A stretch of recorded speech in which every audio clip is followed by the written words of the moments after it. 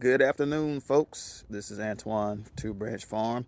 Just wanted to give you all an update on our compost bin or the Two Branch Farm Composter 3000. So today we finished up, pretty much what we were going to do with the compost bin. The last time you saw, we just had um, the chutes kind of built out. So we got three different chutes or bays, and everything that you see here is made out of reclaimed pallet wood. All of these are heat treated pallet wood, meaning that they don't use any chemicals. And you can always tell by heat treated by looking at the code on where you can see the little HT. And there are a lot of things online that'll show you about the different codes that are used on pallets. But if you're going to use pallets in any type of way on your farm that's going to interact with animals or soil, you just want to make sure that you have heat treated. One of the questions that we got was how we attach the pallets together. So I will show you in a minute. So you can see here, I just used a piece of wood, went across the pallets and attached at the top, attached at the bottom. And you'll see that we did the same thing. Well, we did it on this bay. We did the same thing on the outside of this bay with longer wood. Again, we're using all pallet wood from here. So you'll see different shapes and sizes. It's like on the outside here. You can see pallet wood down here. Let me scoot around my trailer. And then across the back side, you can see the same. So we just use pallet wood to attach them. And then at the corners, you can see where we just kind of overlap. I may have to come back and shore up the corners a little bit more. It's not exactly the strongest hold in the world, but we'll see. And then I placed pallets in between these two pallets right here to form the walls, and then just screw it into those. So same thing with this one.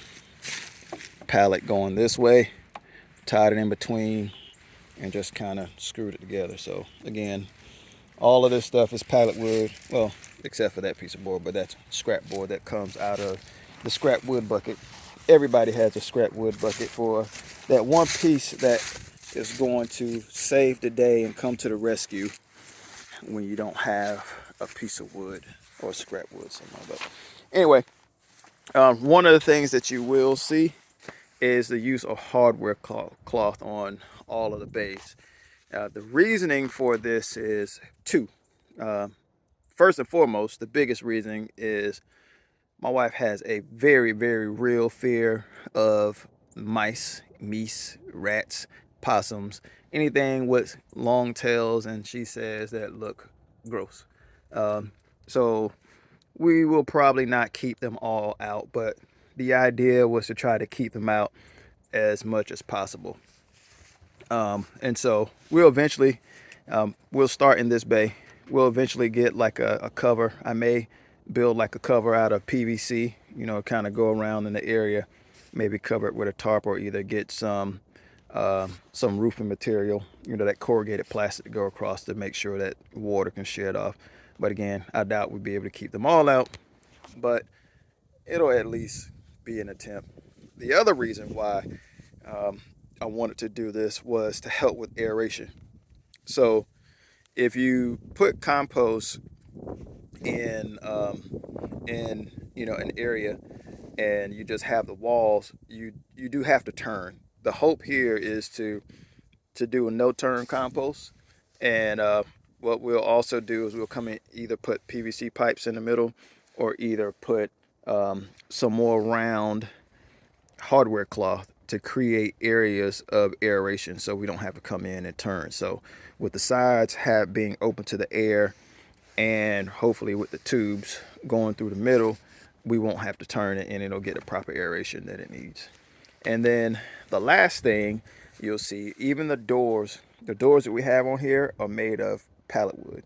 So pallet wood and 2x4, and I will show you really quick. We just finished the last one down here, but the way we access it, all it is just some 2x4s.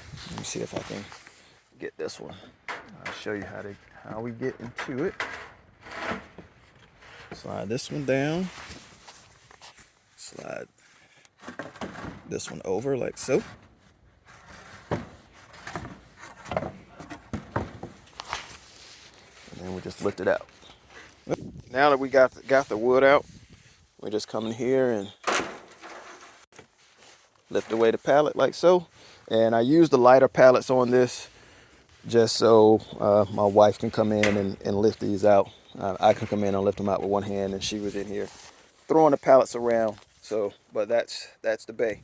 And you can see the way we use. What I did was I took a whole pallet and I just cut the pallet. You can see the other side. Cut the pallet straight down and then just use the inside the pallet. So the wood 2x4s goes in between, going between the holes here, and then you can see them going all the way down that way. And then you can see right here I did the same thing. Attach a cut piece of pallet on here. Added a piece of wood. This is like 5/4 wood. 5/4 wood. Ran out of 5/4 wood. I used a 2x6 on this because these walls aren't all the same. They aren't all the same length going all the way down. The bays aren't the same width, but I don't care. Didn't care about that. Just care about the function. And then this is a broken pallet on this piece.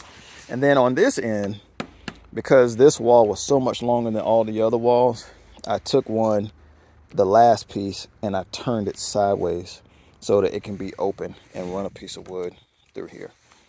But anyway, the goal is for it to be functional, not pretty.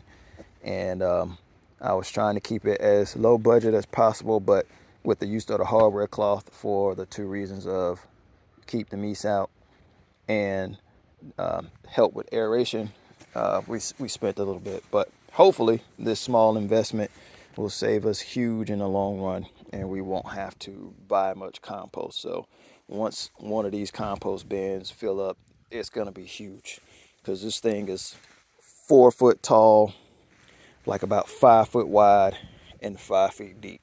So you calculate the volume on that, then you'll know about how much it is. It's roughly about that much. And then of course this one is bigger, and then this one is a little smaller on the end than all the other ones. But anyway, I hope this helps, and hopefully you all will see us composting soon. Later.